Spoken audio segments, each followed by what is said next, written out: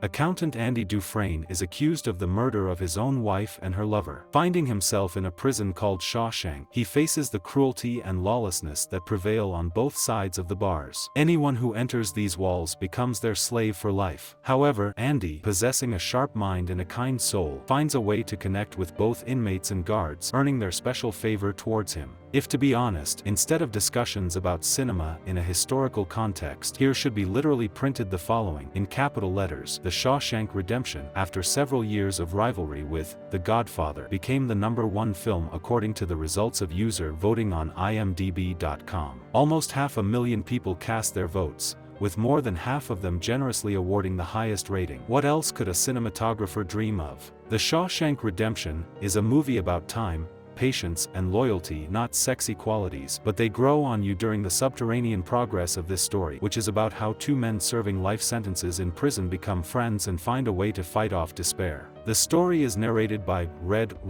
Morgan Freeman, who has been inside the walls of Shawshank Prison for a very long time and is its leading entrepreneur. He can get you whatever you need: cigarettes, candy, even a little rock pick like an amateur geologist might use. One day he and his fellow inmates watch the latest busload of prisoners unload, and they make bets on who will cry during their first night in prison, and who will not. Red bets on a tall, lanky guy named Andy Dufresne, Tim Robbins, who looks like a babe in the woods. But Andy does not cry, and Red loses the cigarettes he wagered. Andy turns out to be a surprise to everyone in Shawshank, because within him is such a powerful reservoir of determination and strength that nothing seems to break him. Andy was a banker on the outside, and he's in for murder. He's apparently innocent, and there are all sorts of details involving his case, but after a while they take on a kind of unreality. All that counts inside prison is its own society, who is strong, who is not, and the measured passage of time.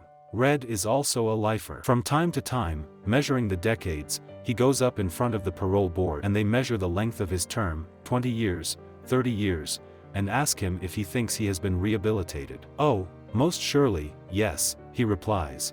But the fire goes out of his assurances as the years march past, and there is the sense that he has been institutionalized, that, like another old lifer who kills himself after being paroled, he can no longer really envision life on the outside. Red's narration of the story allows him to speak for all of the prisoners, who sense a fortitude and integrity in Andy that survives the years. Andy will not kiss butt. He will not back down. But he is not violent, just formidably sure of himself. For the warden, Bob Gunton, he is both a challenge and a resource. Andy knows all about bookkeeping and tax preparation, and before long he's been moved out of his prison job in the library and assigned to the warden's office, where he sits behind an adding machine and keeps tabs on the warden's ill-gotten gains. His fame spreads, and eventually he's doing the taxes and pension plans for most of the officials of the local prison system. There are key moments in the film, as when Andy uses his clout to get some cold beers for his friends who are working on a roofing job, or when he befriends the old prison librarian, James Whitmore, or when he oversteps his boundaries and is thrown into solitary confinement. What quietly amazes everyone in the prison, and us, too, is the way he accepts the good and the bad as all part of some larger pattern than only he can fully see. The partnership between the characters played by Tim Robbins and Morgan Freeman is crucial to the way the story unfolds. This is not a prison drama in any conventional sense of the word. It is not about violence, riots, or melodrama. The word redemption is in the title for a reason. The movie is based on a story, Rita Hayworth and the Shawshank Redemption,